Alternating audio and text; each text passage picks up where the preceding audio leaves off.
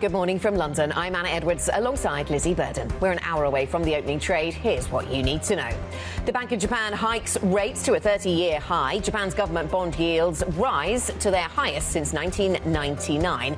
The yen is volatile. The EU greenlights a €90 billion loan to Ukraine after marathon talks in Brussels, but it's backed by joint debt, not frozen Russian assets. Plus, it's a mixed picture for global equities as analysts cast doubt on the latest US CPI report due to missing data. Happy Friday, Anna. Here's the picture in markets. You had that stock rally on Wall Street triggered by that surprise US CPI print. Futures now pretty flat on the S&P. Euro Stoxx 50 futures pointing lower, though. And as you say, the focus right now really on Japan after the BOJ hiked rates as expected. We're back to 90s levels on rates, and we are for 10-year JGB yields as well, above 2% right now. The countdown to the opening trade starts right now.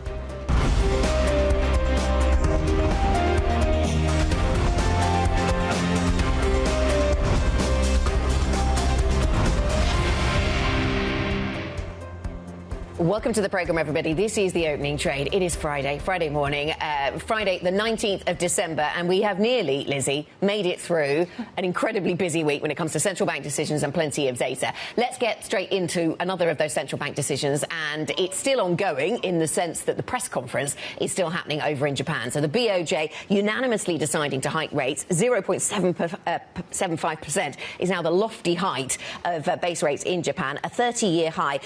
Now, it was interesting because in the commentary that came with the rate hike initially, there was some language that had people saying, well, maybe this sounds a little bit hawkish. Let's wait for Ueda. Let's see if he leans hawkishly. And so there was a lot of focus on things he was saying about the neutral rate as to whether he would give hawkish clues and sort of confirm that from the minutes. Well, at one point, he seemed to say things around the neutral rate that sent the yen weaker, that suggested there wouldn't be any hurry or need to increase interest rates very quickly. And then, on the other hand, he said something else about the neutral rate that pointed in the other direction. So he said all kinds of things about the neutral rate, which haven't necessarily given us much of a steer as to how hawkish he's feeling, how quickly another rate hike will come. The result of that is that the yen is down by 0.3%. Yeah, neutral on neutral. This really was his chance to draw a line under the yen weakness. But as you say, we're at 156 per dollar still, despite the press conference. But it's ongoing. You can see Ueda there on the screen speaking right now. We've also, of course, had central bank decisions yesterday from the BOE and the ECB. And it was a surprise from the Bank of England. We knew that they were going to cut, but after that inflation print that we broke on Wednesday, you might have expected, indeed, Buyback, who joined us from UBS yesterday, expected the vote split to be much more dovish, and it wasn't. There was no change from previous expectations, and that is why the market reacted hawkishly to that decision. Yes, and as much as the conversation we had yesterday about 9-0 might have been a bit more extreme, it does seem clear that the market was positioned for something, as you say, a little bit more dovish.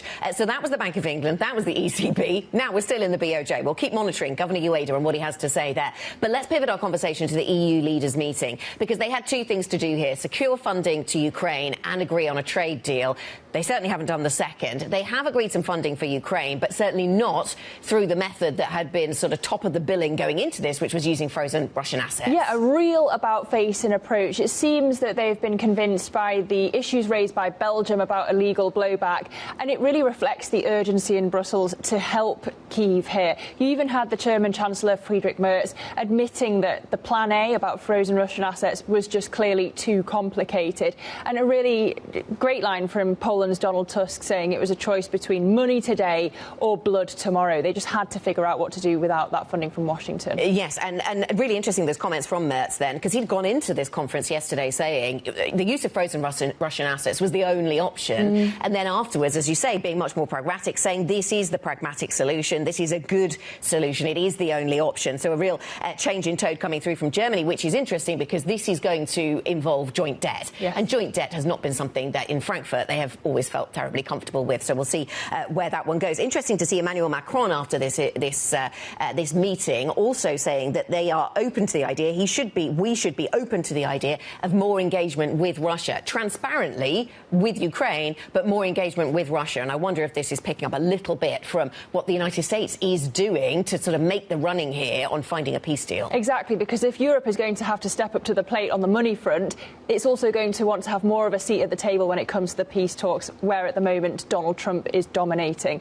Now, let's also talk about the US CPI print, because that takes us over to Washington. We had that inflation gain lower than all estimates, but we've been talking all week about how patchy, flawed and, of course, delayed this data is. And there's so much scepticism about this sudden drop in the core reading. Yeah, absolutely. And the headline 2.7%, that was well below the 3.1% that was estimated. It did lead to a slight repricing for January, only slight. I mean, there's a 22% chance of a rate cut in January now from the Fed. We'll see how that weathers the holiday break, if you like. But of course, it led to a lot of a lot of people pointing out that we shouldn't take all of this too seriously because this data was so flawed. But it didn't stop stocks rallying. I mean, that and the Micron numbers didn't stop stocks. I know there have been all kinds of names for reports that we've been focused on that have, the Swiss cheese one was one of my favourites. The other one I liked was from Wells Fargo that said take it with the entire salt shaker. So not just a pinch of salt, but an entire shaker of salt required to give the right emphasis to how to suggest how much emphasis we should put or not on this particular CPI report. Yeah, great line there. But in terms of that market reaction, as you say, you had Bitcoin rallying, gold and silver now hovering near record highs on the rate cut bets. Platinum near a 17-year peak. It's up for a 7th straight session. But of course, the Venezuela tensions also buoying that haven appeal for the metals. OK, let's talk a little bit about some corporate news we've had just breaking this morning. BBVA, the Spanish bank, announcing authorization for a buyback. The board approves a buyback of as much as 3.96 billion.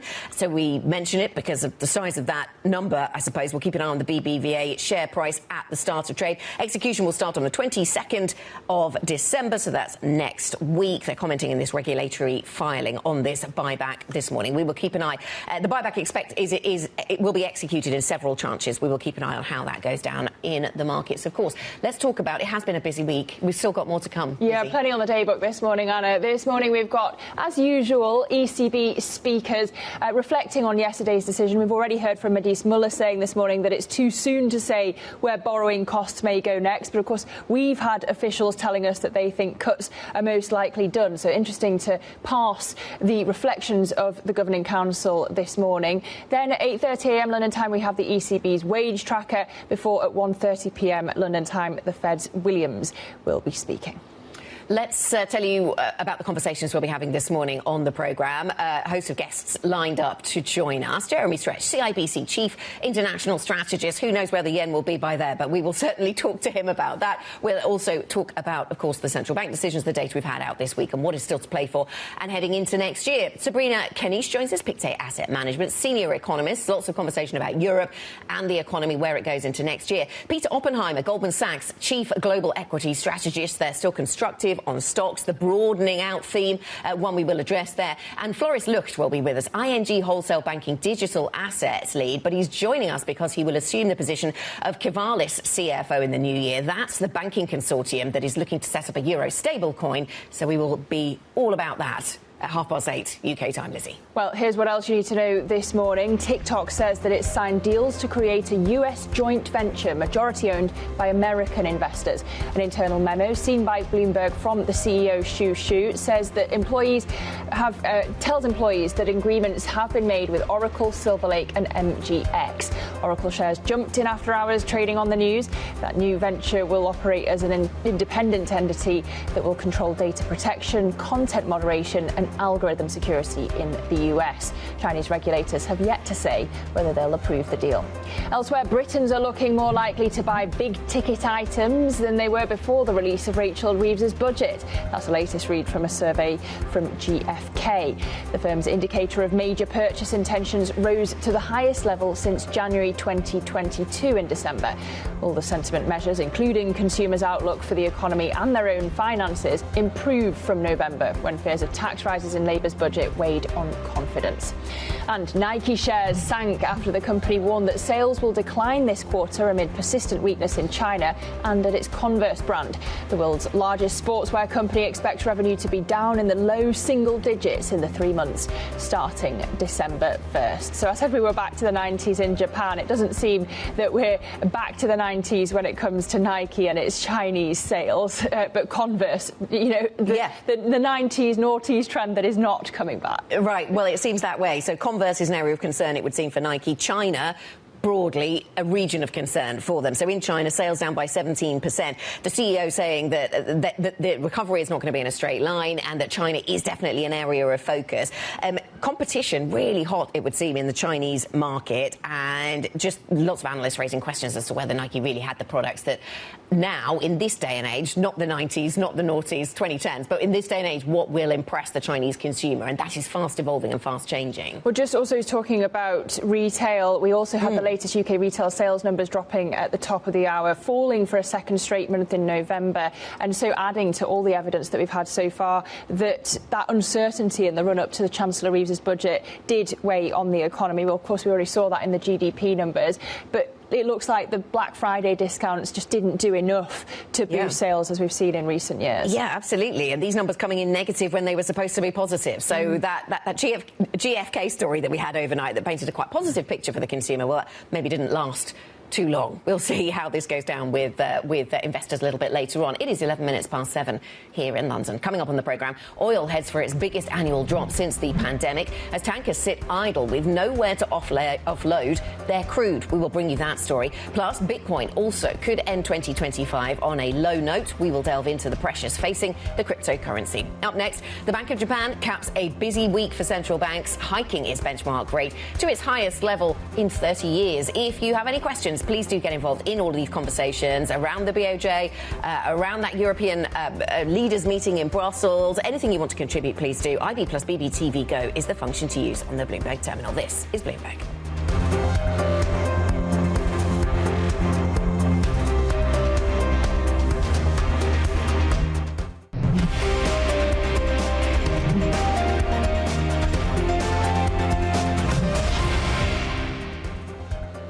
"45 minutes away from the opening trade, and we've got futures pointing in opposite directions on both sides of the Atlantic. Lower here in Europe, but only flat to the downside as we look to close up the week. But let's reflect on the data we got out of the US yesterday, which of course sparked that rally on Wall Street. That delayed US CPI report showing core inflation at a 4-year low. But with October's data absent, economists have warned of anomalies in the report. Despite that, the Chicago Fed President Austin Goolsbee said there was a lot to like.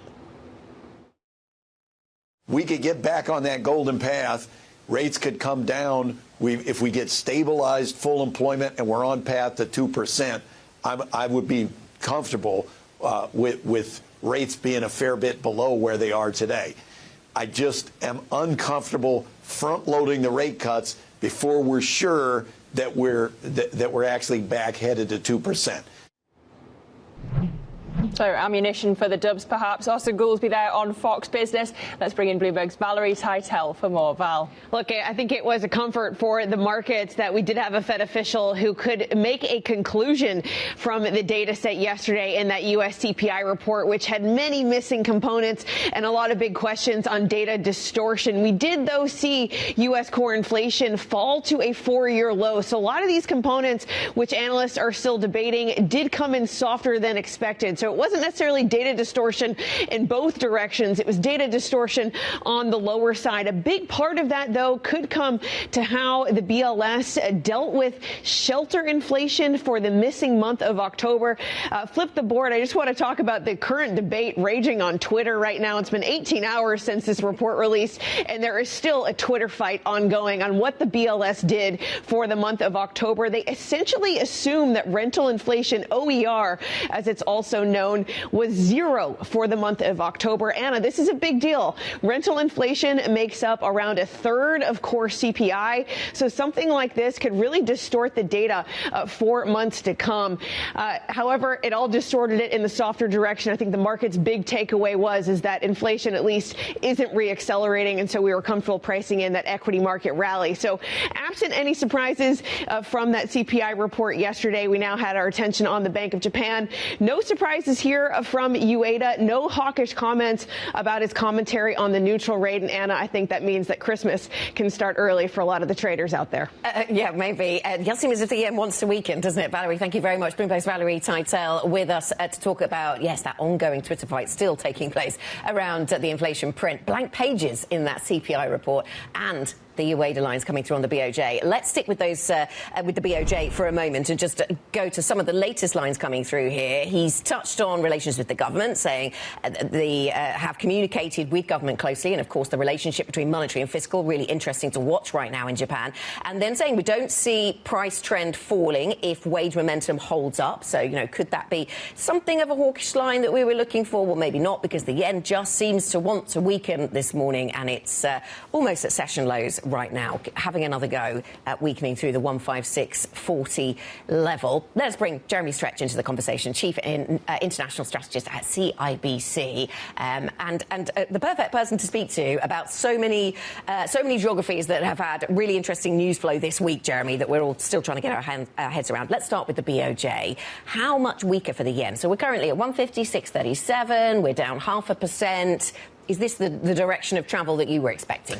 Well, we didn't think there would be a big reaction in terms of a yen gain on the basis of the rate hike, because it was essentially priced. We were anticipating, certainly earlier in the year, that we would be looking for a rate hike, first of all, in January rather than December, but of course that's been brought forward. That was already discounted in the market, but we expected Ueda to be constructively ambiguous in terms of his language, and that seems to be the undertone here, and it doesn't look to us as though the pace of policy tightening from here is going to be amplified, and indeed we're expecting probably policy to remain unchanged. Yeah. So it isn't the case that we should be expecting a big yen rally on the basis of that Economics 101 suggestion that a rate hike would be beneficial for the yen. It is a long time since the last hike. I think it's almost a year, isn't it? So they're not going at a very fast pace. Glacial, I think, is possibly the way to look at it. Glacial is a good word. So is this more structural adjustment in the Japanese economy rather than actually a cyclical adjustment? I think that's probably the case. So obviously we've been, in the context of those of us who have been in the market for a longer time than others. Okay, you can include me, Joe. We have seen this sort of preeminent backdrop of inflationary pressures being subdued, Japan and the Japanese economic cycle being very different to the rest of the world, and that is still very much the case. And we are seeing this gradual pace of policy tightening, and it doesn't look as though we're going to see any significant change. And of course there are key undertones in terms of the Japanese market which are relevant and will remain relevant as we go through not only next year but into the end of the decade, in terms of those demographic changes and how that impacts the bond market and bond purchase strategies. So there are a lot of structural factors which are very much at play as far as Japan is concerned. Well, yeah, they're very exposed to Fed moves now, and the fiscal story in Japan as well. Where does the yen end up at the end of next year, roughly, in your... Well, I think it's a scenario where we don't expect much in the way of BOJ action next year, but I think it may be the case that we do see a slightly firmer yen, but that's possibly a story of risk and risk uncertainty. So the context for us for 2026 is that for the first half of next year, going back slightly broader in terms of the Fed dynamic, we're expecting the Fed to be a little bit more activist than the way that the market is anticipating.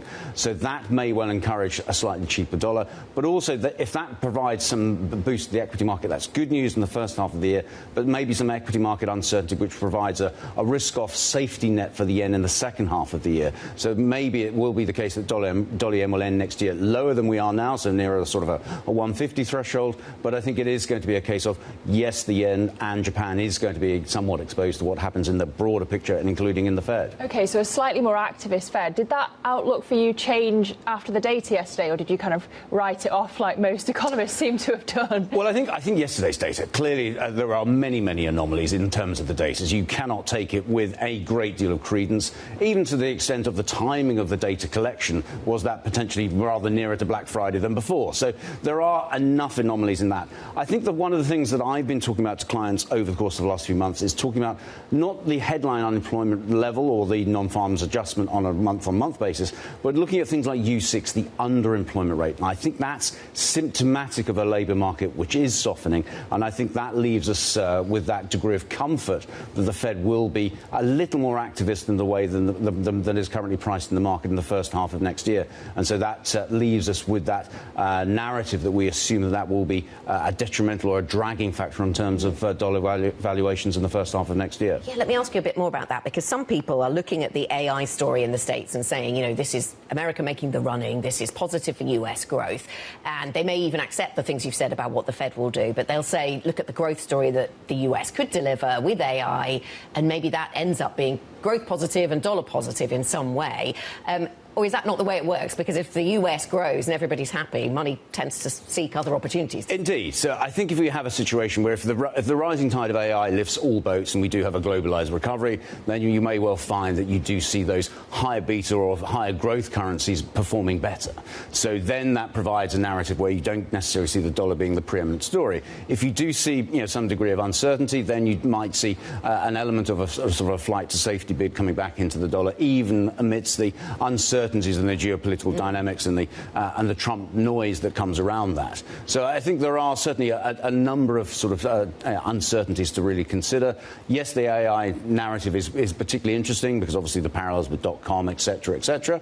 I think, you know, the whole equity market story becomes more of a problem once we've worked through the Fed easing narrative, and I think that's why in the second half of next year we're a little more nervous about the equity dynamic and then potentially coming back into a safe haven premium, which might start to come back to the dollar's benefit. Let's talk about easing here in the UK. We had the BOE decision, of course. Kind of surprising, perhaps, that they weren't more dovish than had been expected before the weaker-than-forecast CPI print. What's your outlook for BOE cuts next year? Because if they don't cut again for a long time, do you see continued sterling strength in 2026?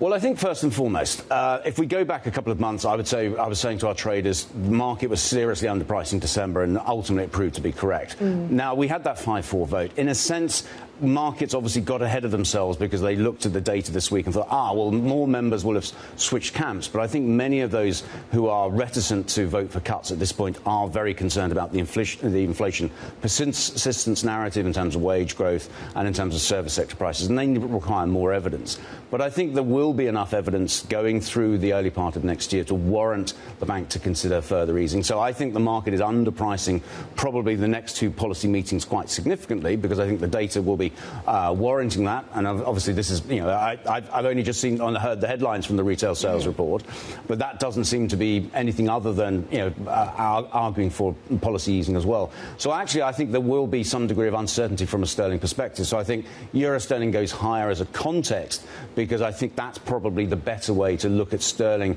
in the context of the next 2 or 3 months, because there's a lot of noise around the dollar, and I think that's probably a cleaner way to look at the sterling narrative, because I think there's more cuts coming than are priced into the market, and I think that will keep sterling on the defensive. And against the euro, I mean, and do you assume the ECB is just on hold for, well, forever? Indeed. So yes, I've been quite comfortable with the narrative of the ECB being on hold. So the next move inevitably will start to be priced to be a hike. Now the question is, how quickly will that prove to come to play? I think that's probably still more a story for 27 than 26.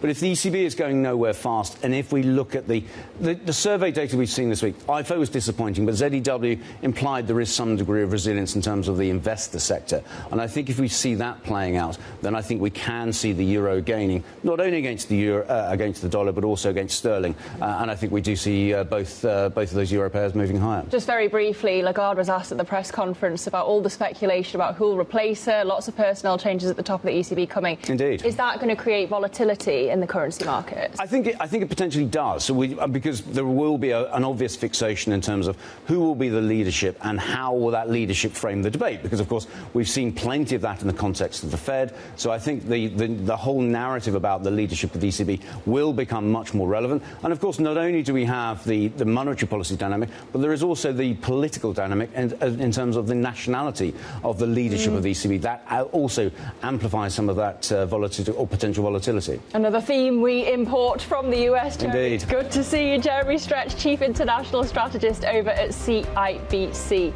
Well, coming up on the programme, we're going to cover the market moves and the leading stories on the global economy with Sabrina Kanish from Pictet Asset Management. That conversation coming up next. This is Bloomberg.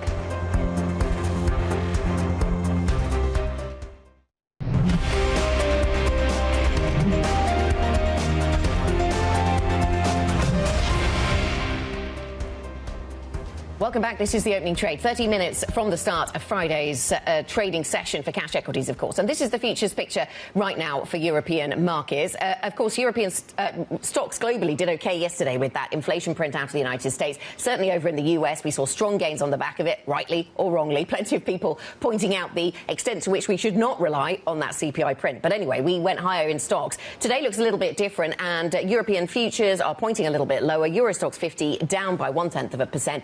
You can see that the FTSE 100 futures may be down 0.3%. Oil prices a touch weaker at 59.72 on Brent. Let's have a look at the bond markets then, because we're focused here as well with all of these central bank decisions taking place this week. We heard from the Bank of England, we heard from the ECB yesterday. Not a huge amount of movement as we get Friday's session started when it comes to European government bond markets. But I should mention that we are also watching what's going on in Japan. We have seen some fairly historic moves coming through on the Japanese 10-year yield. It went through its 2006 level, then it went through its 1999 level. As rates go to a 30-year high in Japan, that is rippling through certainly the JGB market, Lizzie. Well, let's dive into some of those central bank decisions, shall we? After the Bank of England voted 5-4 to cut rates to a near 3-year low, Governor Andrew Bailey weighed in on the UK economic growth debate. Bailey told us what the BOE can do to help revive the British economy.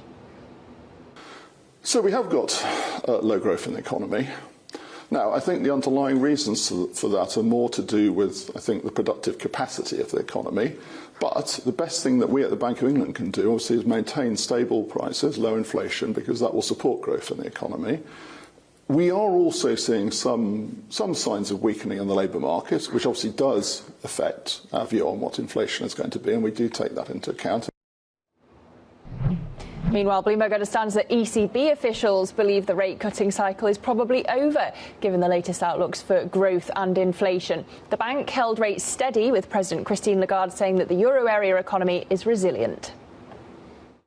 We reconfirmed that we are in a good place, which does not mean that we are static. There was a unanimous decision that was taken today concerning the rates that we decided to hold, but there was also a unanimous view that all optionalities should remain on the table. Joining us now for more is Sabrina Kanish, Senior Economist at Pictet Asset Management. Sabrina, I'm interested how you reflect on that ECB decision. First of all, good morning. We've heard from ECB officials this morning, the likes of Muller saying that it's too early to say where rates may go next. Villeroy of France saying that the ECB is going to have to be agile at the coming meetings. Is the next move a hike? Good morning. Yes, indeed, listening to Lagarde yesterday, so the ECB seemed quite comfortable, or at least she mentioned that the economy remains resilient in the Eurozone, and has even surprised on the upside. She mentioned the rise of exports despite some easing after the front-loading of export at the start of the year ahead of import tariffs. But overall, going to the meeting yesterday, just looking at the data, they pretty much came on the hawkish side. So we had Q3 GDP, which surprised on the upside, mostly reflecting resilient domestic demand, and also on the inflation front. So we have sticky services inflation, 3.5%, mostly reflecting wage growth. So it's fair to say this is actually what we have in line. We think that the ECB has ended its cutting cycle in June, amid this resilient economic activity with potential for the economy to rise even further above growth potential. So we do expect the next move to be a rate hike. And when does that come? We've just had Olli Rehn saying that the next ECB move isn't necessarily up. Could that hike that you see come in 2026, Sabrina? Yeah, so that's here it's difficult to say. So as early it could be at the end of 2026 or 2027. Again, here it depends on the implementation of the German fiscal plan. So this is the main engine of growth for next year. The budget 2026 has been approved by the parliament, and the numbers are pretty big. So we are talking about 127 billion euro in investment spending. So despite some concern about implementation challenge regarding the quality of investment, regarding the type of new investment, net, we think that the impact on growth would be quite significant. So drifting up growth in Germany as well as in the Eurozone. So depending on the implementation of the German fiscal plan as well as the recovery of private consumption. This is what we are seeing. So private consumption has continued to slowly recover as saving ratio is going down, but overall remaining well below trend because of the high level of uncertainty. Sabrina, can I ask, good morning to you, can I ask you more about your assessments of the German fiscal push and what that is going to do to the European economy or even to the German economy? You know, how far-reaching will the effects of that be? It is focused on defence, but also on infrastructure. Some people are impressed by its scale, but suggest that perhaps the implementation might be a little slow. What's your assumption, your base case assumption about what this looks like for Germany? Yeah, we are pretty optimistic about the German fiscal plan and the impact on the German economy and for the Eurozone as a whole as a consequence. But as you mentioned, the main risk is the implementation risk. However, just looking at the recent number, for instance, they were concerned about the implementation of the fiscal plan, and looking at the federal cash fiscal deficit, it has increased to 1.5% in October. So again, this is early sign, but it has increased when the budget 2025 was approved in autumn of this year. So with the budget 2026 being now adopted, so we should have the impact early in 2026, especially coming from government consumption. Then, as regard to public investment, it takes more time to be reflected in growth. So this should be reflected in 2026 and 2027. So the impact that we have on growth, because we have the current budget. So as part of the current budget, there is a share dedicated to government consumption with a lower fiscal multiplier, but then we have the big infrastructure plan of 500 billion euro, and here fiscal multiplier are higher, so with a higher impact of growth. So net, we have an impact on the economy of 0.7 percentage point in 2026. Sabrina, do you see any resurgence for the manufacturing sector in Europe? Is that a phenomenon that you see already or that we should look for next year? It seemed in the latest PMI data out of France that maybe there was going to be a hint of that, but then Germany not telling the same story. I wonder what the balance between services and manufacturing looks like for next year for you. Yeah, that's a very good point, because in fact, when you look at the engine of growth, the economy is mostly driven by the services sector, and thanks to periphery economies that are services-oriented ones. So we expect this to continue when you look at the December PMI. So it has slowed down, but the services sector continues to perform pretty well. But we are expecting a rotation from the sources of growth from services to manufacturing sector. There is a potential for that. So indeed, when you look at industrial production in the Eurozone, so it's still 10% below trend because of Germany, where industrial production is 20% below trend. Sentiment on the manufacturing front remains pretty depressed, although we have an impression that sentiment has bottomed out, but they are positive drivers. So the first one being higher demand for capex. They are investment needs, and the number in Germany are eye-watering, so 127 billion euro of investment spending, but also demand coming from consumers, so savings remain pretty elevated. And the third point is the easing of monetary condition. The manufacturing sector tends to be quite sensitive. So this is what we expect for 2026, a recovery of the manufacturing sector, and therefore boosting commodity prices. And Sabrina, I'm interested in your view of the impact of AI on the European economy. Lagarde says it's positive. How long do you expect all this capex that we're seeing to translate into productivity gains? And do you think that that's going to come with job losses?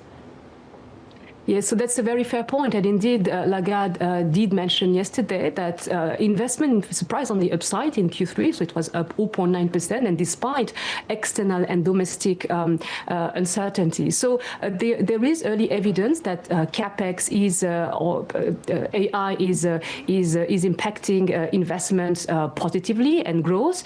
We have to wait to see even more evidence of productivity gains, given the fact that those investment tends to react growth with lag. We tend to see at the beginning a G curve because of investment in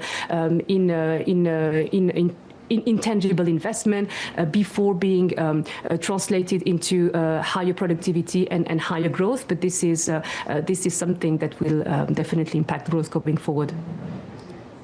Sabrina, thank you very much. Thanks for joining us. Have a good weekend. Sabrina Kanish, Senior Economist at Pictet Asset Management.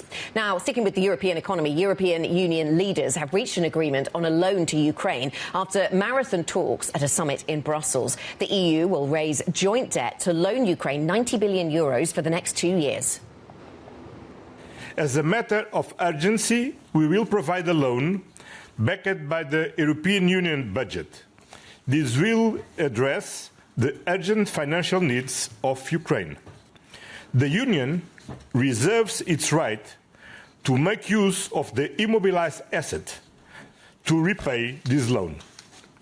At the same time, we gave a mandate to the Commission to continue working on the reparation loan based on Russian immobilized assets. For more, we're joined by Bloomberg's chief Europe correspondent Oliver Crook, who is with us in Brussels, has been following this conversation in and out of this meeting. Ollie, good morning. We're hearing the ECB's verdict, or a bit of it at least. The Finnish Governor Olli Rehn saying that the EU joint bond plan for Ukraine is a tolerable solution. I mean, tolerable may sum up the reaction or the response from various European leaders, I suppose, to this finally getting to a deal. Yeah, that's right. And I mean, listen, we heard from the Chancellor of Germany walking into the meeting, basically dismissing the solution they ultimately came to, saying that it was really not a practical one and one that really didn't make much sense. But at the end of the day, he fell in line with a number of others. So what we have today is an agreement to loan Ukraine 90 billion euros to fund its war effort, to fund its budget 2/3 of the way for the next 2 years. Absolutely critical for the Ukrainians who run out of money in the first quarter. And the way that the Europeans have found to do this is to basically have joint debt from the European budget, backed by the European budget. They loan it out to Ukraine. Ukraine only has to pay that loan back. This is a zero-interest loan. Only has to pay that loan back if the Russians pay them reparations. And if the Russians don't pay reparations, which of course seems pretty unlikely, but it's certainly a possibility, then the Russian assets that are still going to be held in Europe will be paid back. Pay back the loan. So now this solves the problem in many respects. It basically gets the Belgian concern on sides. It kicks down the road the decision of what to do with the Russian assets. It makes it so that European member states can say they don't actually hold the risk on their balance sheet, which is not true, but is a little bit more complicated than that. So it ticks a lot of boxes. It solves a lot of problems. So I think that depending on your perspective on this is an intensely elegant solution to a very complex problem, or this is a very elaborate can-kicking effort to kick the can a little bit further down the road. But at the end of the day, what it does ensure is that Ukraine will get 90 billion euros in order to continue to survive for the next 2 years. All right, a tiny needle to thread. Bloomberg's chief Europe correspondent Oliver Crook, thank you so much for explaining how they got there for us. And coming up on the programme, Renault has now regained investment grade status at S&P Global Ratings. We'll take a look at that and the other stocks we're watching next. This is Bloomberg.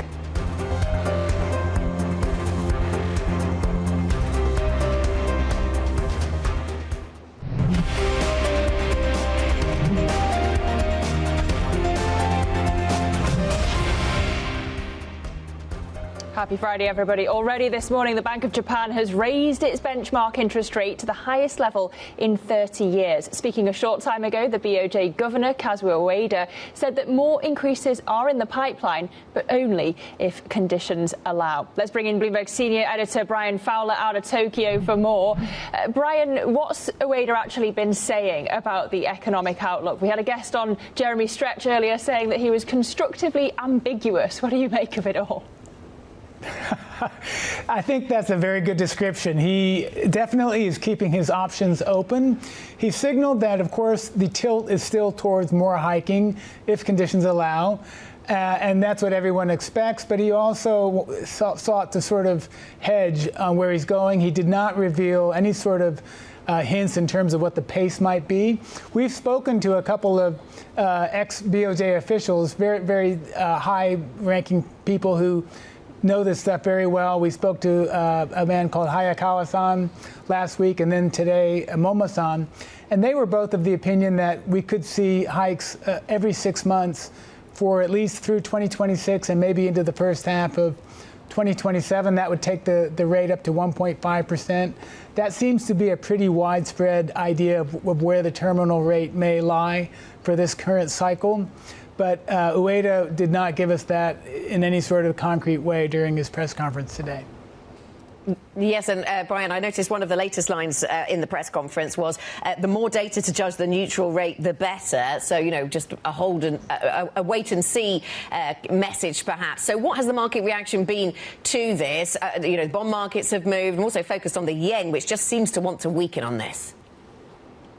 Yeah, so the move was widely expected. 50 out of 50 economists we spoke to predicted it, and that's very unusual. So really the focus was on the future. So when the decision came through, we saw kind of a counterintuitive reaction in the market. You might expect the yen to rise on a rate hike, but of course, in this case, that move was factored in, and I think the market was a little disappointed that they didn't see anything more in terms of hawkish signals from the BOJ. To your point on the neutral rate, the BOJ has said in the past that it sees that rate lying somewhere between 1% and 2.5%. Ueda-san did say today that there's still some room between where we are now and the lower end of that range. And that's his way of saying that the BOJ could hike again and still keep settings relatively accommodative overall. And that's his way of also saying that he's still on the same page with Prime Minister Takaichi in terms of wanting to support the economy right now with policy.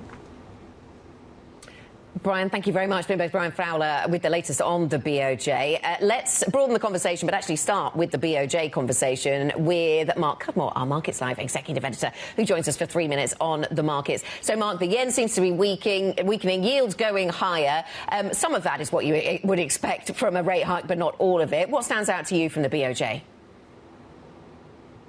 I'm really surprised that the yen has continued to weaken here. And I say that in context that, as you know well, Anna, I'm a structural yen bear. I always think the yen's going to depreciate forever more. But I actually thought that this press conference, in context that Governor Ueda is always a very cautious individual, I don't know what people were expecting. He was never going to be more hawkish than this. Sure, he wasn't particularly hawkish, but I thought he was about as hawkish as he was ever going to be. So I kind of thought that after the original dollar-yen spike, the market wanted to sell yen. So the initial dollar-yen spike did not surprise me at all, but I thought we'd probably drift lower into the afternoon. Instead, we seem to be breaking higher out of the range. Now, there's a bit of a weird dynamic here that we're going into lower liquidity. As this starts going kind of higher, you actually get a binary situation where it's unlikely to stay around these levels. We would start triggering some stop losses if we could drift much higher from here. So at the moment, the price action's confusing me. I expected dollar-yen to drift lower into the afternoon, but there's a risk of some funny moves later on, given what's happened.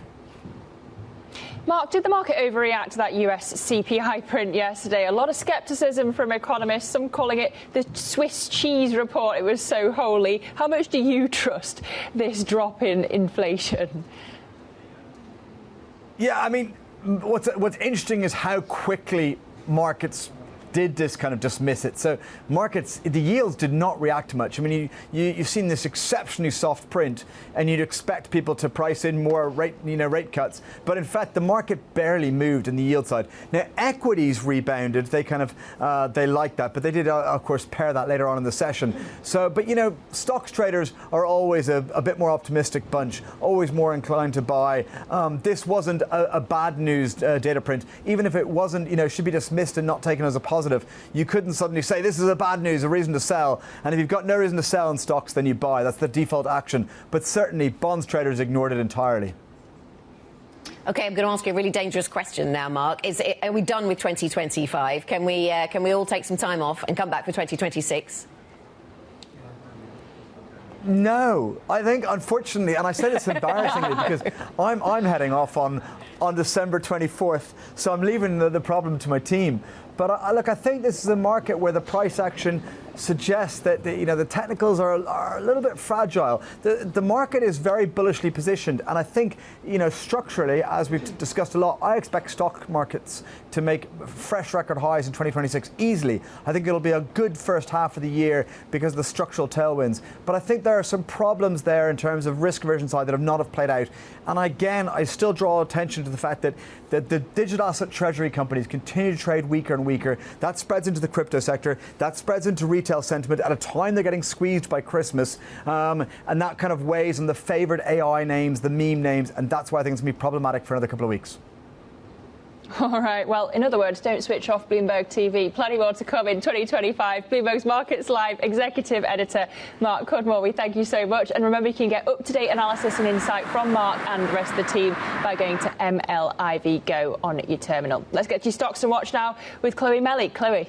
Good morning, Lizzy. So Renault could be on the move today after winning back its investment grade. So S&P said that Renault had managed to materially refresh its lineup and also expand outside of Europe. And that could potentially really boost volumes over the next couple of years. So this is something that could provide that lift in the shares for Renault after quite a bit of weakness over the last year. Like much of that car making sector, we can see that weakness up here. And this is really also a vote of confidence in the CEO that started just over the summer. So Renault to keep in mind today. Moving on to sportswear companies, which could also be on the move. It could be weaker this morning after Nike over in the US warned that sales would be much weaker for this quarter, and that's because of weakness in China and in its Converse brand as well. So some of this is company specific, but a lot of it actually also bodes quite badly potentially for those other European sportswear companies that also have huge markets in China. And we saw the Nike shares really tank on the back of that news. So we'll see how this read across actually plays out at the open for Adidas and Puma, which have been having a bit of a tough year as well.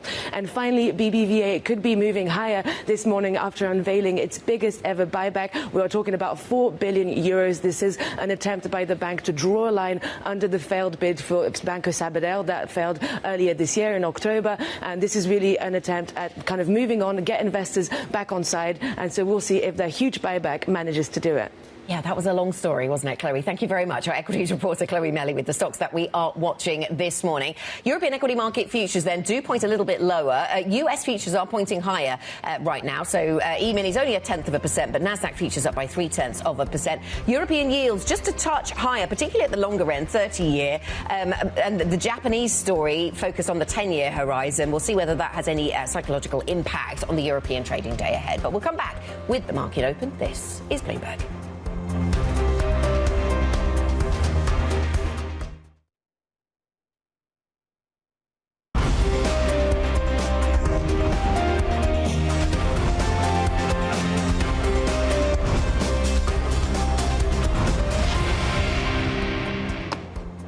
Welcome back to the opening trade, everybody. The last trading day of the week. Not quite the end of the year, but certainly of the week. Let us get into this market session.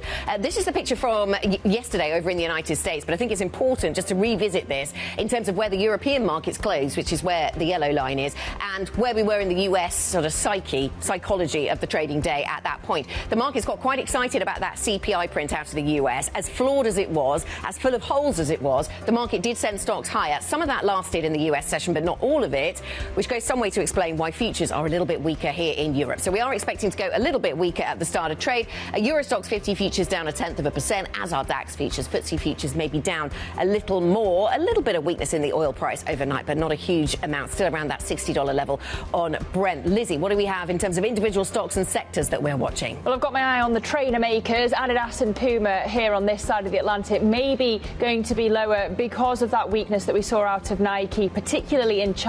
So there could be a read across into some of the European names.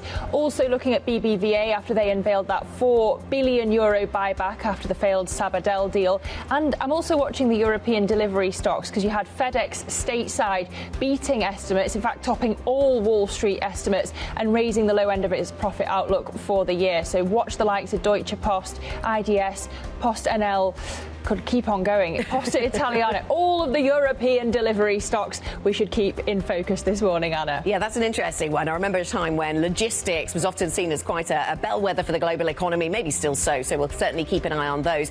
See if there is that read across from FedEx. And it could all be about read across this morning because, as you say, Lizzy, we're watching anything to do with the sportswear industry on the back of those Nike numbers. They were disappointing on China, which could have a bit more of an impact into the European session as well. Let's have a look then how these European equity markets open up for the final trading day of the week. The FTSE 100 is pretty flat, almost entirely flat, a bit of a Friday feel. It's been an incredibly busy week. We've had data aplenty out of the United States, the UK. We've had central bank decisions from the UK, from the European Central Bank, from the BOJ. And we're still getting data in the United States that requires a huge amount of concentration because of the holes in it.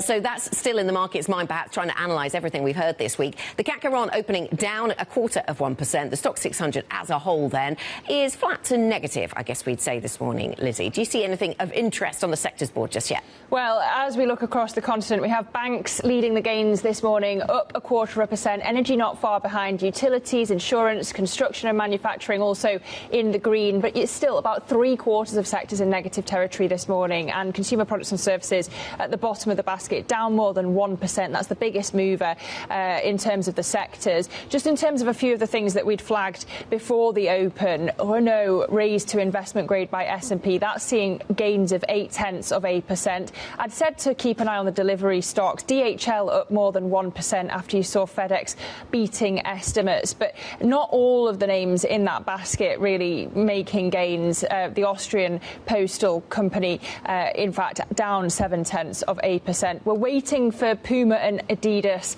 at the moment. And then BBVA was another one that I had flagged because of the buyback news. And actually, they are up 0.7% at the moment, Anna. Yes, I guess you might expect on the buyback. So yes, waiting for some of those sportswear makers to kick into gear. But in lieu of that, or as we wait for those, interesting to see that consumer products and services is the worst performing sector, with some weakness, not a huge amount, but a bit of weakness in some of those luxury names, as the team points out. So Christian Dior down by 1.9%.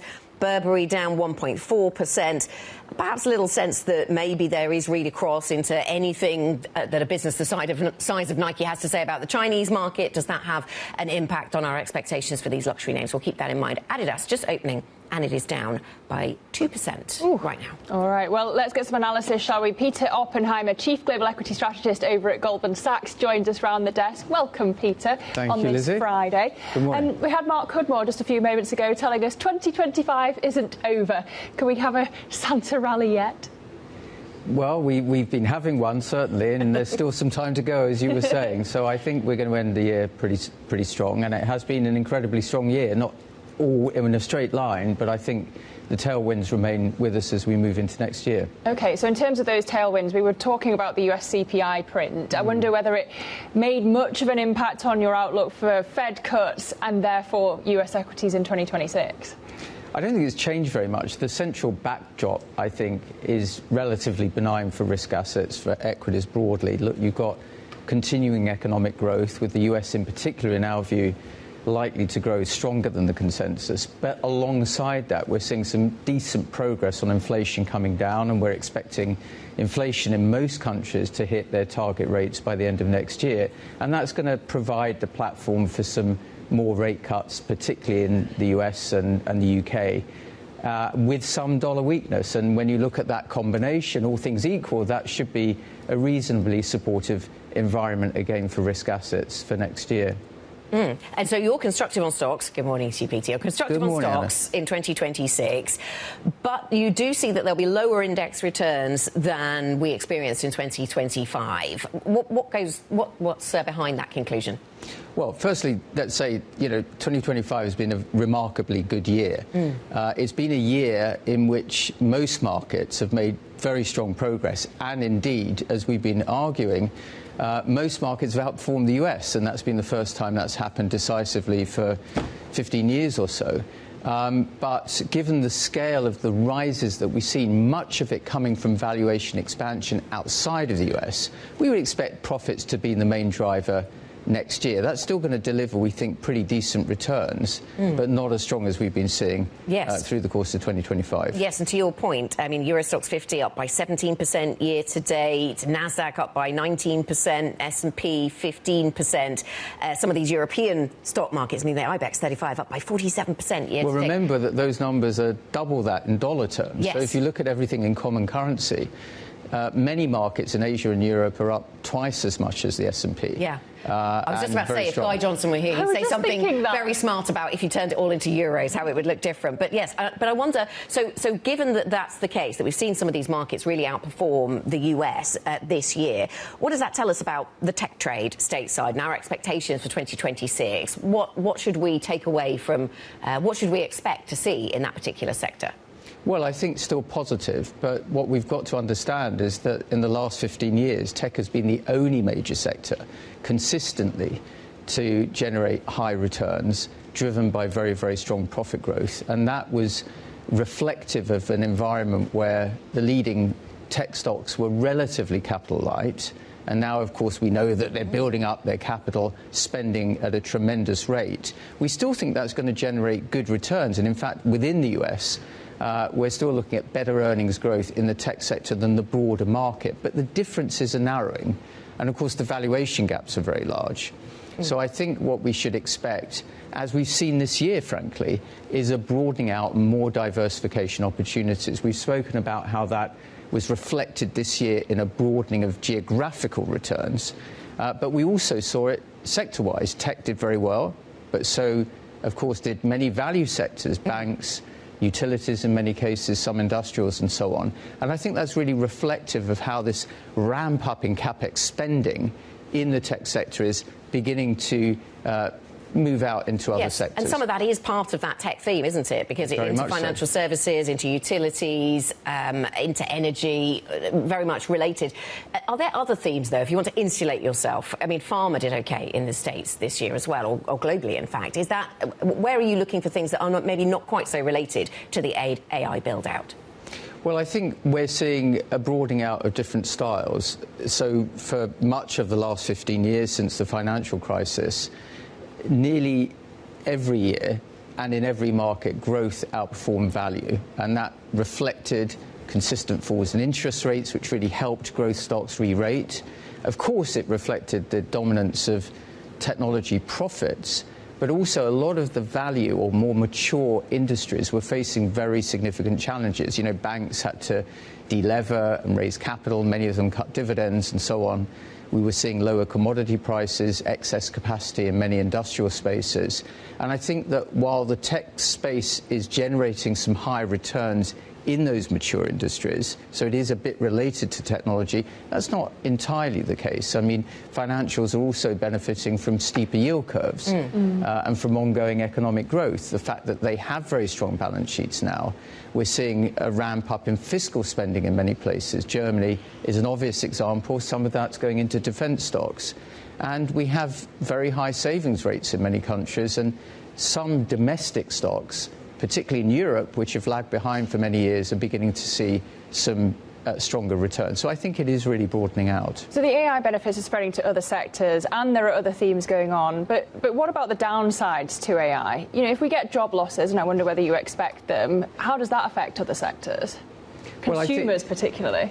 Yeah, I think that certainly we are beginning to see some positive effects of AI in terms of productivity, especially in the US, and we expect that to continue through the next few years. There may be some increases in unemployment. Some of that might reflect the impact of AI, some may not. But I think that at the same time, we should acknowledge that private sector balance sheets overall are very healthy.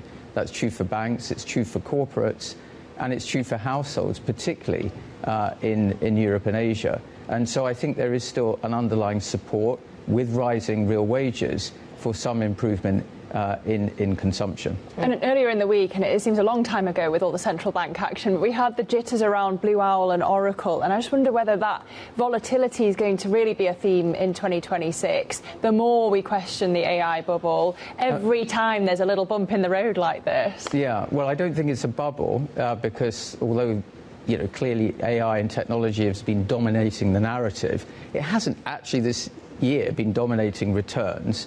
And, of course, the balance sheets overall are very strong and valuations are not as high as we've seen in other bubbles. Nonetheless, I wouldn't expect returns to be in a straight line. We saw this year very strong returns, but bear in mind, 6-8 months ago, we saw quite a big correction in tech stocks. triggered in part by the introduction of DeepSeek in China, and that sort of rattled people's confidence in the competitive moats around some of the dominant companies. We could easily see something like that happening again. Of course, these stocks are very big, particularly in the US index, and that could have an effect of triggering a correction. But I think that would be different from a significant broad drawdown, which really would require a more significant negative macro picture. Peter, thinking about other global themes, I wonder how China looks to you next year, as it relates maybe to European stocks or to the global stock story. We're looking at some of the European athletics companies down today, the likes of Puma, Adidas, on the back of the Nike numbers. That's a sector that still has a lot of exposure to that kind of market, and the consumer there has been just sluggish for a long time. And there's a lot of political pressure for China to do something different and expand its economy. How does that play out for the companies that you're watching? Well, I think there is a very strong theme in China of weak domestic demand, as you mentioned, but actually the overall economy is strong, and our views are above consensus for next year. A good deal of that is reflective of very, very strong exports, notwithstanding the impact of tariffs in the US. And China is extremely competitive and moving up the value curve in many of its exports. That has got a negative effect competitively, I think, for Europe, and that's reflected in a longer-term headwind that we see for the European economies. And indeed, that is going to be a struggle, I think, for some companies that are very, very tied to China domestic consumer demand. But, of course, many of these have derated a lot over the course of this year. And I think, again, selectivity is going to be a crucial part of the diversification story as we look into 2026. OK, Peter, thank you very much. Thank you for joining us. Peter Oppenheimer, Chief Global Equity Strategist at Goldman Sachs. Let's check in on the Core 6 then, some large heavyweight businesses that tell some good stories here in Europe. Schneider Electric up by 0.3%, often part of that AI narrative, of course. Everywhere else, though, we see red on the board. Not a huge amount, but red nonetheless. Let's check in with Chloe Melly. She's got our stocks on the move this morning. Chloe. Good morning, Anna. Renault is up about 1.2% this morning after winning back its investment grade from S&P. So S&P has said that the company had managed to refresh its product portfolio and had also just done quite well recently. And so this is something that is now driving the stock this morning. It's managed to really expand internationally outside of Europe as well, and therefore that will boost volumes going forward. And therefore we are seeing that reflected in some positive movement in the share this morning. Moving on to some downward moves, and this time this is for Puma and Adidas. This is back on the back of the read across from Nike, with Nike flagging that there will be weaker sales for this quarter, the quarter that started on December the 1st, because of weakness in China in particular. So that doesn't bode too well for Adidas and Puma, given the fact that they also have a huge presence in China, a huge market in that region. And we are seeing particular weakness actually for Puma, which is down about 2.3% this morning. Moving on to DHL, which is up on the back of the read across from FedEx, which has reported earnings ahead of estimates over in the US. FedEx is considered to be really a bellwether for the economy. This is a company that has exposure to manufacturing, to retail, and therefore when it does well, it does kind of spell good news for the rest of a bunch of different sectors, and it does spell good news as well for that delivery sector. And we are up about 0.7% for DHL this morning. And finally, WH Smith is down quite a lot. Well, it was down quite a lot. This has not upheld some of those gains after announcing that the UK financial regulator was going to open an investigation into the accounting error that had led it to overstate its results. So this is an accounting error that had led the shares plunging. It forced the CEO to resign, forced it to delay its results. And so now the fact that we have got a probe by the FCA is really the latest blow for the company. And so we are seeing a little bit of weakness this morning for WH Smith. All right, Chloe Melly from our equities team, we thank you so much. And coming up on the programme, disappointing numbers and sales warning from Nike. We discussed the European read across. We will dive into the details next. This is Bloomberg.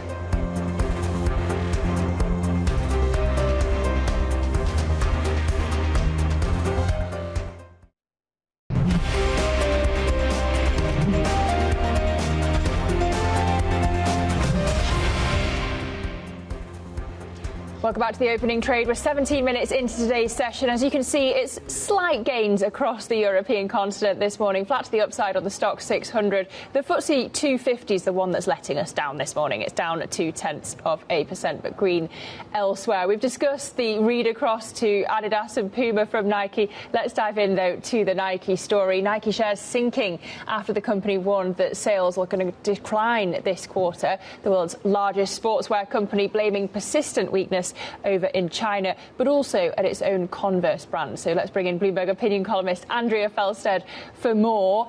Andrea, you're looking at Nike shares down this year. Is it a Nike story? Is it a China story? It seems like from the other athletics names, this could be more than isolated to the company. It's a bit of both. Nike is in the middle of a big turnaround. China is obviously weak in the retail luxury side. Hopefully it's coming back. But there's also been a big change in China. They're very into outdoors, outdoor lifestyle kind of wear that is really owned by Anta Sports. And Nike is seen very much as a kind of a fashion lifestyle brand with the Jordan sneakers and the Air Force One sneakers. And I kind of think those two things are working against it. So it's got to really do what Elliot Hill has set out his strategy to sort of win with sport, rediscover its kind of sport, functional, outdoor credentials rather than being seen as a fashion brand. Yeah, it's funny that you say about the Jordans. We're kind of forgetting the Michael Jordan history and the athletes that made Nike into what it once was. Yeah, and it seems to be that's something that analysts have picked up on with regards to China, saying that the nature of the Chinese consumer has changed really quickly, and what they're looking for is a bit more technical, a bit more performance, rather than maybe what Nike had on offer in that particular area. Exactly. It's become more of a fashion brand, and it really needs to discover those roots. But these things take time, and he kept saying about being in the middle innings, and what you're seeing with Nike is they're just really, he's been there just over a year. Maybe takes 18 months to 2 years to get the products in. So he's just grinding through that change, and it is going to take time. I mean, when you've got the likes of Hoka and On, how does Nike keep up with them when it comes to that lifestyle side of the equation, or does it just completely pivot to the sportswear athletes? It's got to do a bit of everything. I mean, the way to think about Nike is, years ago Nike and Adidas were everything to everyone. Now gradually all these other companies are sort of chipping away, and so he's started with running, he's started with performance. That seems to be working, but there is this whole huge lifestyle brand, this fashion element, and Nike really needs to win on both, because the biggest sneakers are the ones that start off in the gym, then they get tweaked a little bit and they become massive on the street, and Adidas is really winning in that market. Nike's got to try and compete with the runners, but also on the fashion side. It seems like today, I mean, some of those other athletics leisure wear makers are down on this, but not by, I mean, Adidas just down 0.3% or so. So we shouldn't read too much across from Nike into its competition here in Europe, do you think, Andrea? No, I mean, the other thing with Nike is it is improving in North America, which is its biggest market, so that's important. It's also got this issue with Converse. I think they should just sell Converse. It's a distraction that they don't need. So it's also a big year for sport next year. So yeah, a bit of a read across, shouldn't be too much. I feel like it's the same problem that Lululemon's having in a way, where they have to make stuff cool. I loved your column yesterday. You kind of put my thoughts into words that, you've got Aloe now and you've got Skims as well. How does Lulu and Nike end up Nike, I should say, I'm British. How do they kind of get cool again? It's all about the product, and what Adidas has done, what Bjorn Gulden at Adidas has done really well is he has come up with some great products. So when he came in, they were really reeling from the Yeezy debacle. He noticed there was some heat around the Samba. He, ramped up the production, got them out, and people loved them, and it became really, really big. And he's followed that through with other terrace styles. They've had the ballerina sneaker, the taekwondo, the low rise. He's now talking about bringing the Stan Smith back. He's a whiz with product, and that's really working. And I think that's what Nike and Lululemon are both missing. It's all about the product, all about performance. Nice message for 2026. Andrea, thank you very much. Bloomberg's Andrea Felsted from Bloomberg Opinion, of course. 8:22 here in London. Now, oil prices just a touch weaker this morning, down just 0.1%, so not by a huge amount. But oil is on track for its biggest annual decline since the pandemic, as a glut of supply stalks the market. Tankers filled with oil are idling on the world's seas, waiting for the market to pick up. For more, we're now joined by Bloomberg's Anthony DePaola with this story. Anthony, what's driving this surge in supply then? We've talked for quite a lot of months, it would seem, about how everybody fears this big wave of supply coming onto the markets and how that's been the dominant theme for oil pricing. Good morning, Anna. Yeah, that's correct. A buildup of oil at sea or in storage is going to be a bearish factor for prices. And as you said, we have been expecting that for a long time, most of this year, in fact, and it's just kind of been pushed back as demand continued. There was a lot of great demand in the summer. We also have had lots of geopolitical uncertainty that's been buffeting the oil price, so that's been keeping things higher. But now it is appearing that this glut has finally arrived. We've got a lot of additional production that has been coming on, continued to come online from the Western Hemisphere. We've had Guyana starting production, increasing output. The U.S. is still a huge producer, even as we've seen some of those marginal barrels in the U.S. Drop off in terms of those producers, in the shale patch in particular, not being economical at certain lower prices. We still have seen growth, even if a little bit less than expected. So oil supply is continuing to grow, and it is outpacing the increase in demand. Demand, it should be said, go ahead. No, I just wondered what the floor could be then. Before we talk about the demand story, Anthony, good morning, Lizzy here. For oil prices, big picture, how low prices could realistically go from here? Good morning, Lizzy. Yeah, we are hearing discussions around the $50 mark. So we have dropped into the high 50s now, below 60, which is kind of a watershed mark for Brent to go below 60. We haven't been below and spent this much time below 60 for a while. We've been down there for a good part of this week, and so people are looking at it going even a little bit lower into next year, as we get a little bit more certainty about some of the geopolitical issues potentially, as this oil glut does materialize on the market. We've also seen OPEC Plus, which I should mention has also been adding production, lots of production this year. For example, the Saudis alone have added about 1 million barrels a day on their own this year, as OPEC Plus has eased those production constraints. Even OPEC Plus has decided to take a pause in increasing production in the first quarter because they have seen this glut coming because anyway, these winter months are generally a shoulder season where we don't have huge demand. So we're going to assess the market as we get into this next year and see if it's going to be a really weak year and we are going to drop closer to that 50 mark, or who knows, geopolitical concerns could then pump that up again. But on the fundamentals, the market is looking long, feels long, and we're seeing that in the prices, Lizzy. OK, Anthony, thank you so much for joining us. Bloomberg's Anthony DePaola there. Happy Friday to you. As you say, Anna, we're looking at Brent weaker this morning, but only a touch, down 0.1% at $59 a barrel. Well, coming up on the programme, we're going to discuss plans for a European-backed stablecoin. Floris Lucht, digital assets leader ING, wholesale bank, is coming on the programme next. We shall discuss that and the broader crypto story later in the programme, so do stay with us for that, as we're looking at the Stock 600 flat to the upside, not doing much this Friday morning. This is Bloomberg.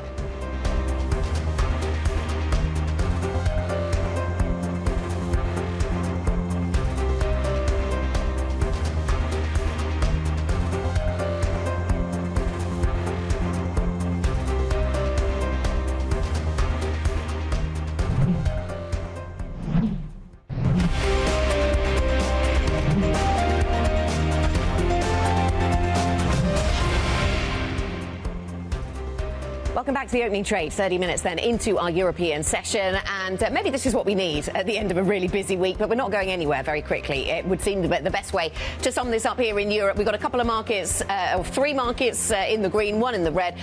but really no change across these European equity markets, Lizzy. It's been an incredibly busy week. We've had data aplenty from both sides of the Atlantic. We've had a focus on the central banking story here in Europe, over to the BOJ. Quite a sizable move in the yen, actually. Yen weakening as Governor Ueda didn't stand in the way or didn't add to any hawkish expectations, certainly within that market. So, I'm talking about the BOJ, Lizzy, because really there's frankly not much to say about this.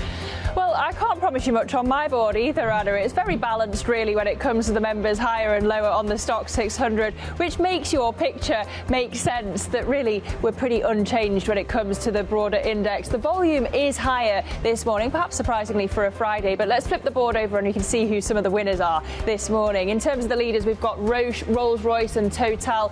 Perhaps what you would expect for Rolls-Royce, given the news we've had on defence and the agreement on funding when it comes to Europe backing Kyiv. But flip over to the laggards picture and we've got some of the tech names, SAP and ASML in the red this morning. Unilever also down 0.4%, Anna. Let's get an update on some of the other stories that we need to know this morning. Let's start with the news about Ukraine. European Union leaders agreed to loan Ukraine 90 billion euros for the next 2 years to strengthen Kyiv's hand and keep the war-torn country afloat. The EU will fund the loan through joint debt raised on the capital markets and backed by the bloc's budget, rather than using Russian assets frozen on European soil.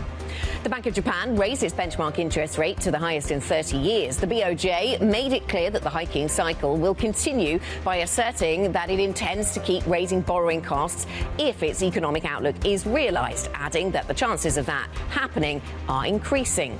And TikTok says it has signed deals to create a US joint venture, majority owned by American investors. An internal memo seen by Bloomberg from the CEO, Shu Chu, tells employees that agreements have been made with Oracle, Silver Lake and MGX. Oracle shares jumped in after-hours trading on the news. The new venture will operate as an independent entity that will control data protection, content moderation and algorithm security in the United States. Chinese regulators have yet to say whether they will approve the deal. And Lizzy, this has taken quite a long time, hasn't it? We talked for a long time about how they were going to resolve this tension geopolitically between China and the United States. President Trump was involved. Seems a deal has been done. And of course, Oracle at the centre of it. Oracle seems to be at the centre of every tech story right now. Yeah, there's that squiggly diagram that shows us that everything seems to lead back to Oracle, doesn't it? Quite worrying for AI funding when it comes to that. But look, we don't know, as you say, what China's opinion is on this when it comes to TikTok.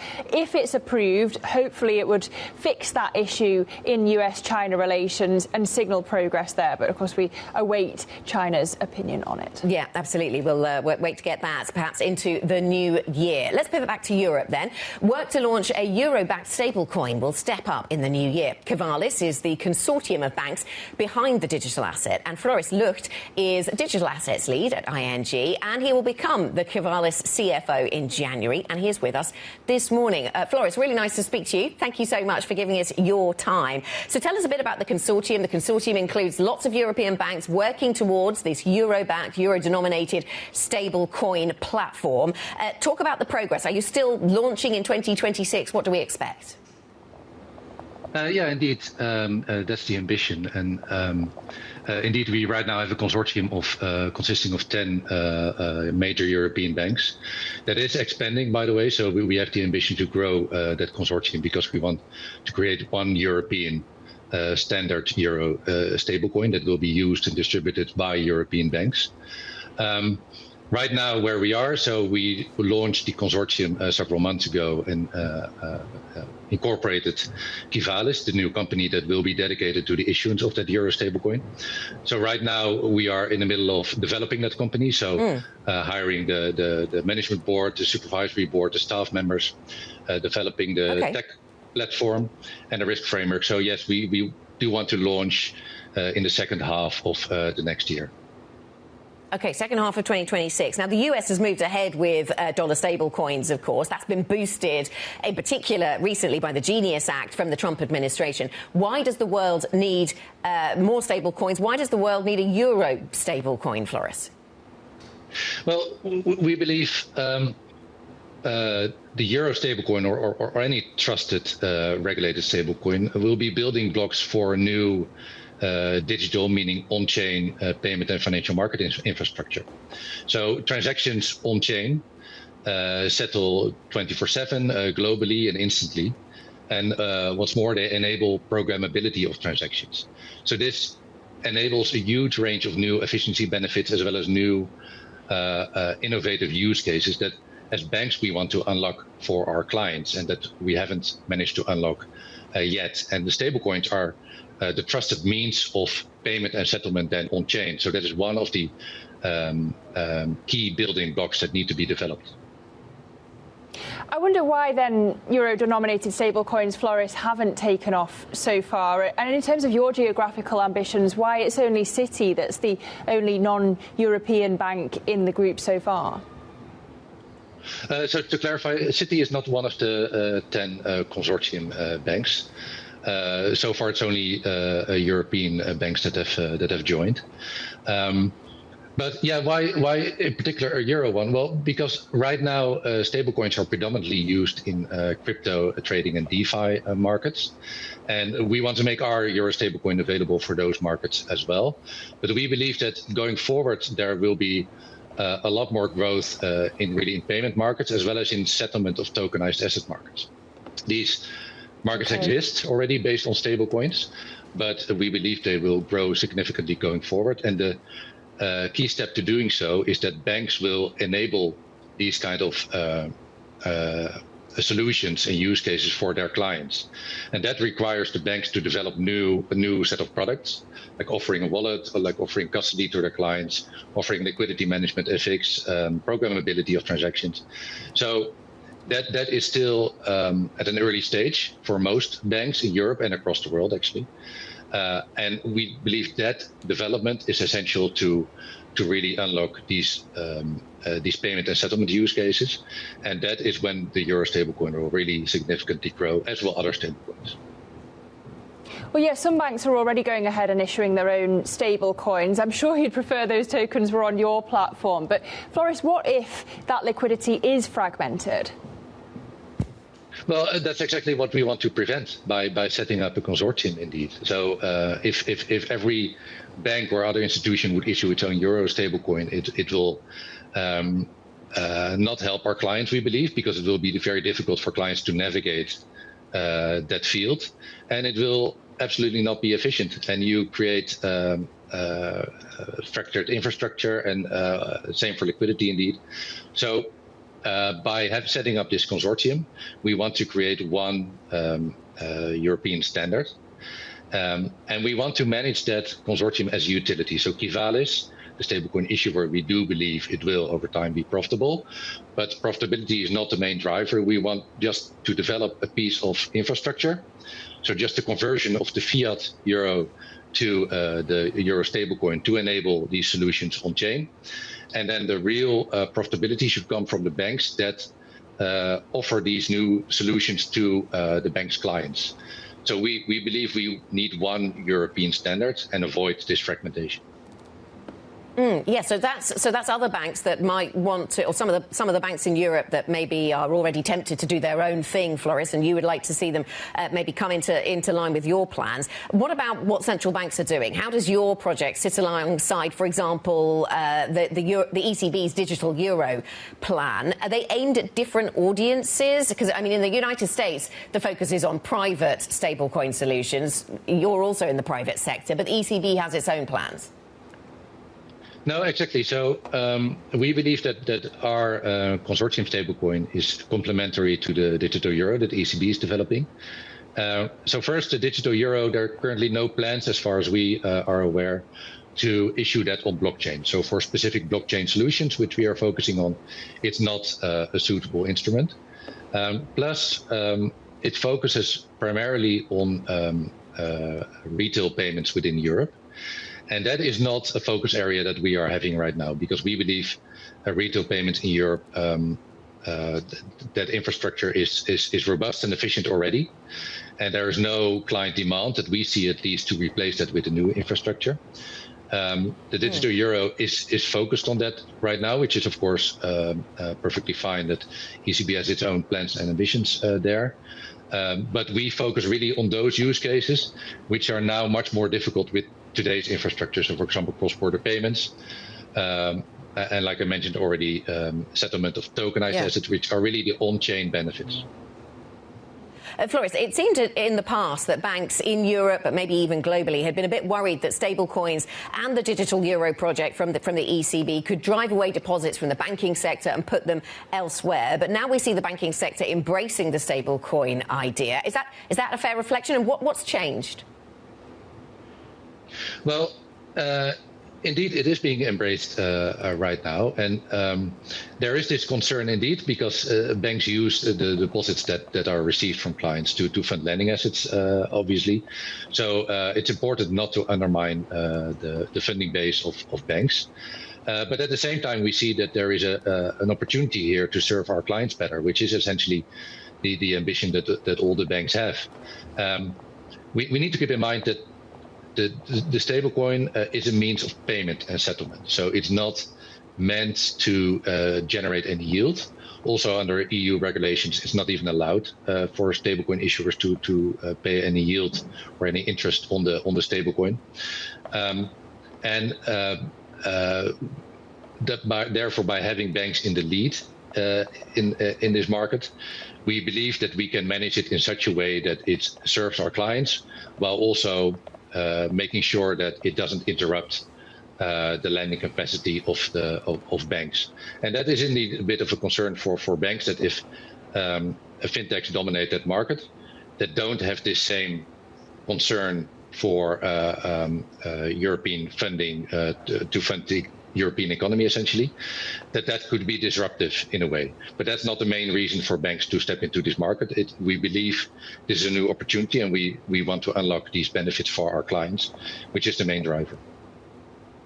OK, Floris, really great to have you on the programme this morning. Thank you so much for joining us. Floris Lucht, Digital Assets Lead at ING Wholesale Banking and soon to be the Quivalis CFO. Well, let's get more on this now. We can bring in Bloomberg's Senior Editor for Crypto, Anna Herrera.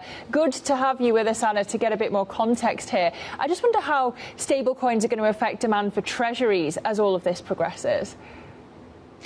So obviously in the US, or in general, stablecoins are traditionally pegged to an asset like, the US dollar. And the way they work is that for each dollar you give to a stablecoin issuer, they give you a stablecoin back. And they invest those reserves in highly liquid assets so that you can get your dollar back if you need to. And generally this goes to treasuries, right? And so this has created a very big demand for US treasuries. If you think about stablecoin, the biggest issuer right now, they have billions in treasuries, and that's leading them to generate lots of profits. So part of the reasoning of why the US has been very favorable of stablecoins is that they think it's going to drive up or diversify the demand for their debt. So it's not just other countries, but it's also issuers like Tether. Yes, indeed. And there's been, good morning to you, Anna. Yeah, there's been a lot of debate, hasn't there, about whether this is really going to sustainably drive up demand for treasuries or if it just takes it from other sources. But that one will no doubt run into 2026. In terms of that Euro stablecoin initiative we were just talking to Floris about, we finished there talking about the way that the banking sector does seem to have changed its mind or learned to embrace stablecoins in a way that it hadn't previously. What do you think is driving that?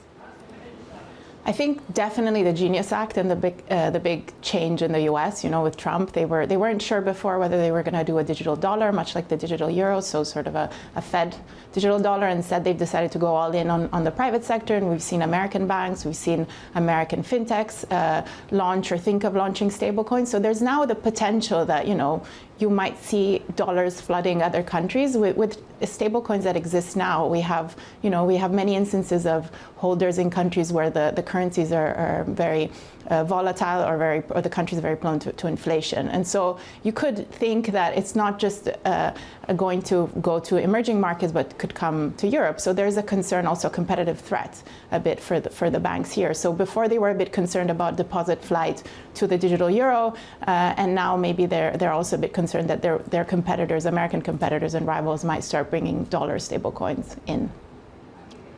And Anna, speaking of volatility, we've got Bitcoin volatility really rising ahead of this $23 billion options expiry. Just walk us through why there is so much intense pressure on Bitcoin into these final weeks of 2025.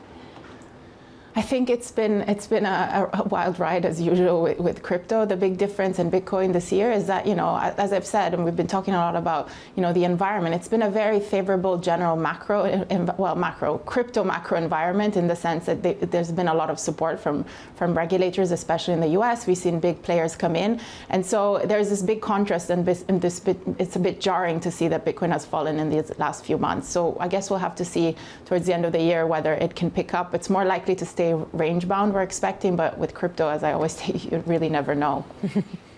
You really don't. I mean, we have seen selling by long-term holders, haven't we, Anna? I wonder, and this is Bitcoin specifically, how does Bitcoin sit alongside its competitors?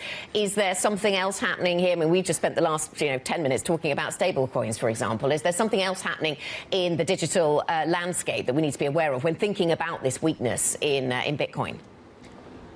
I think, again, Bitcoin is the one that everybody focuses on the most, and largely because we've seen it's been there for longest. It's one where, institutional investors are slowly coming in. It was also the year of meme coins, which are the ones that are extremely volatile, but it's still not, those ones are even harder to predict. They tend to move on news or sentiment. But, Bitcoin is the one that has achieved more of an institutional status, in part because of the ETFs that have drawn in a lot of money from retail investors, but also, starting to bring money from institutions. Anna, thank you so much. Thanks for joining us. Bloomberg Senior Editor for Crypto, Anna Herrera. Coming up on the programme, European Union leaders have agreed then to loan Ukraine 90 billion euros after failing to break the deadlock over using Russian assets frozen on EU soil. They have found a different solution. It's a loan. It's going to be funded by debt. We're live in Brussels with the details next. This is Bloomberg.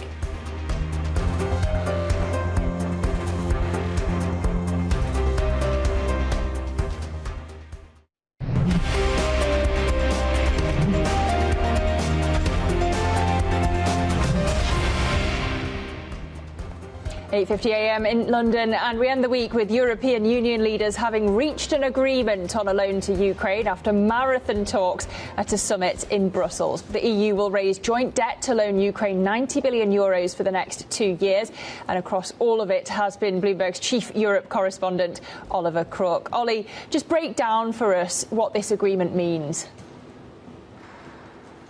Lizzie, this is not an intensely simple thing to understand for what the Europeans have come to yesterday after 16 hours of negotiations and trying to figure out a way to get that bridge loan to the Ukrainians so that they don't run out of money by the first quarter, which is what we've been told by Zelensky. Zelensky telling me just a month ago that this is a question of survival, them getting that 90 billion euros. So the solution that the European leaders have found yesterday here in Brussels, I should say, and into this morning, is to basically have a joint debt funded 90 billion euro loan to the Ukrainians, backed by the European budget, but a loan that they will only have to repay if the Russians pay them back reparations. So this is a way, in a certain sense, to sort of make a delay on any kind of real decision on the frozen Russian assets, because the Europeans will say if the Russians do not pay back those reparations, it is actually from the frozen Russian assets that money will come to, and that is how that loan will be repaid. So this sort of solves a lot of the problems. It sort of goes around some of the main issues that Belgium has. We should say that the loan is going to be backed by all of the European member states, with the exception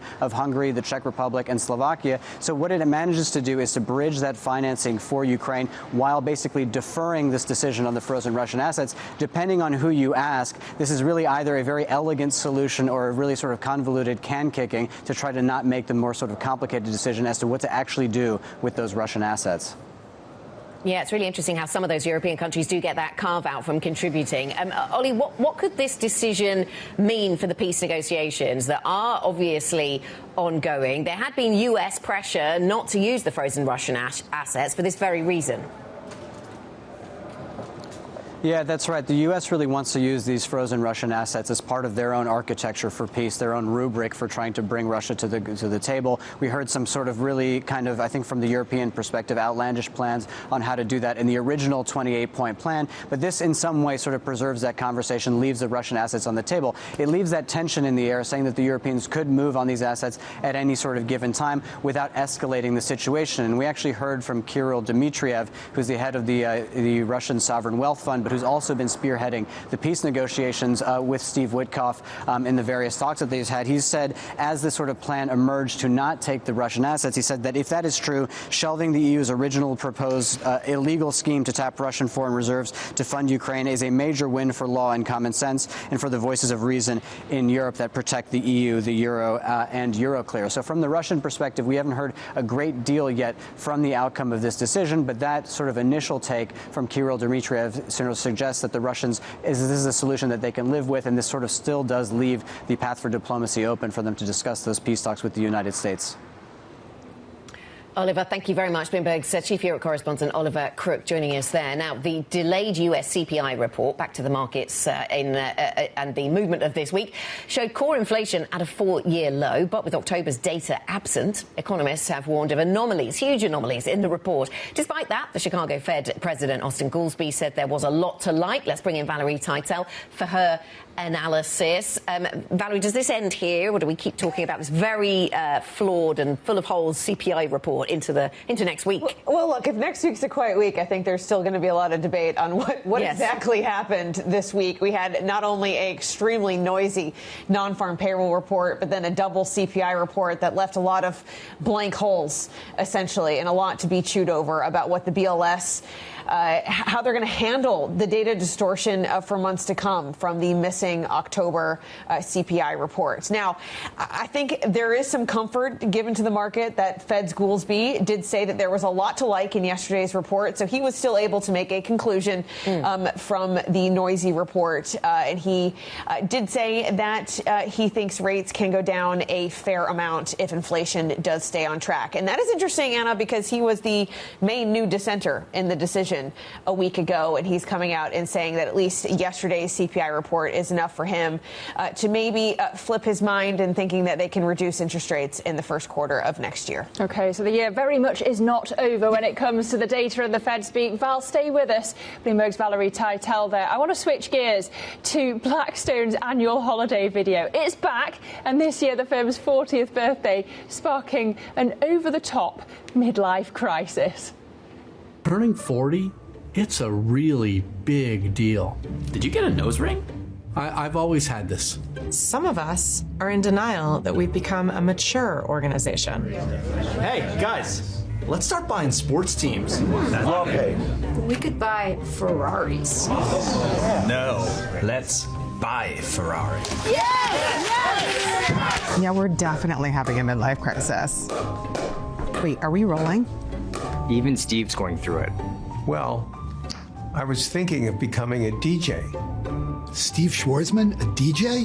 He'd crush. I really don't know what to make of that. Just what we need, more finance DJs. I mean, what I made of it, I think, and the people in this video know well, I mean, 40 is a bit... Is that a little young to be having a midlife crisis? I mean, maybe they got more years of crisis still to come. Do you know what? I think it's commendable when CEOs have outside hobbies. You know, you try to interview them about what they do outside of work, and there's never that much. Look, in terms of what we're all up to this weekend, let me tell you what's on the weekend agenda. You've got the night of the proms in Cologne, Avatar. Is it Avatar 3? Yeah, there's a third one. That's coming out. You've got some alpine skiing. That's in there for Guy. And it's Christmas market season. That's for Val. Well, maybe Val's into the skiing. Or maybe not. Maybe that would be dangerous. The skiing is in there for Guy. There always has to be sport. That's one of the unwritten rules about the Weekender. Speaking of the weekend, Bloomberg Weekend newsletter, of course, is available. This is Bloomberg.